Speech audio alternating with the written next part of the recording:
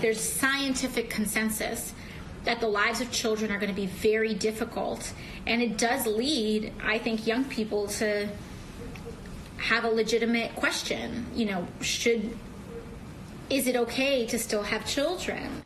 Alexandria Ocasio-Cortez cautioning millennials about climate change and posing the question whether people should even be having more kids. But the movement reaches much further than D.C. Women in Great Britain refusing to have children until global warming ends. I can't have a child until I am absolutely convinced that we are on a seriously different path. Here to explain, the founder of Birth Strike, Blythe Pepino. Okay, Blythe, what are the risks, in your opinion, of having a child? There aren't any risks to having a child, as in giving birth, do you mean, or in their future? If you give birth, which you're refusing to do, but if you get pregnant and give birth, what would be the problem to the world or to your child? The problem that we are talking about is that we're afraid for these kids' futures. So how would you be afraid of their future? We're afraid for their futures. But what could happen to the child when they grow up? Well, what we're looking at in the next few decades, the end of the century, is a worldwide famine. Mass displacement of people, famine, food shortages across the world as a result of drought in the places where we grow food around the world and how we feed ourselves. Okay, so we're also looking at mass displacement of people. We're talking 5 to 6 billion refugees as a result of climate change. Refugees, both within our countries and from around the world. So you think if you have a baby and that baby grows up, they're not going to have anything to eat because climate change will cause massive droughts and food shortages. Do you really believe we're not going to have any food in a couple years because of climate change? Not in a couple of years, no, in a few decades to the end of the century. Okay. Because for decades, people on the left or in the media have been predicting, you know, the polar ice caps are going to melt. Remember, Al Gore said they'd be melted by now. And, you know, in the 70s and the 80s and the 90s, they all said that, you know, the Earth was going to end and there were going to be, you know, Manhattan was going to be swimming and it was going to sink. These things have never happened. What makes you so sure they will if everyone's been wrong before? I'm not going to contest with you about the predictions around ecological breakdown. You should just go and look up the science yourself.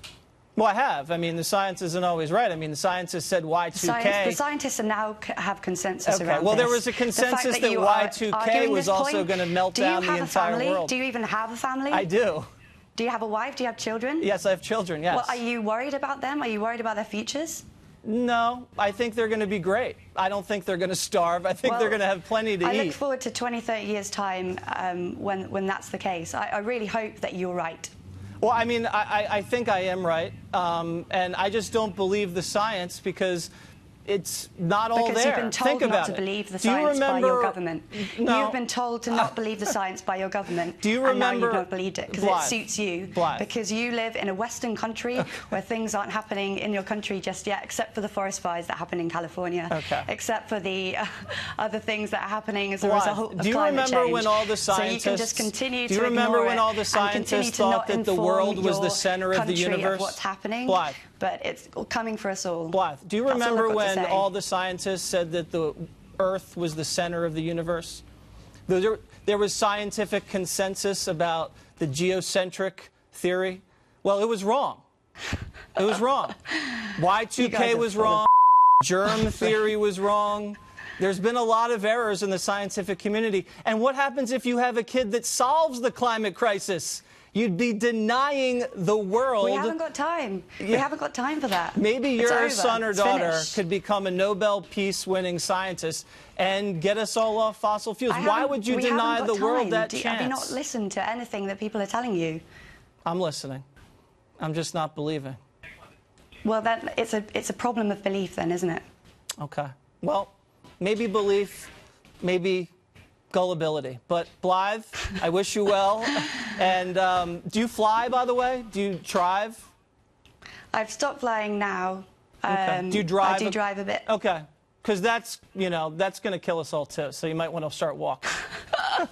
Don't put it on the individual. This is down to corporations and down to governments like yours ignoring telling the truth about it. You put it on the on yourself. No, by not I haven't put it on the individual. Children. I've made a decision because I'm afraid for the child that I would bring into the world.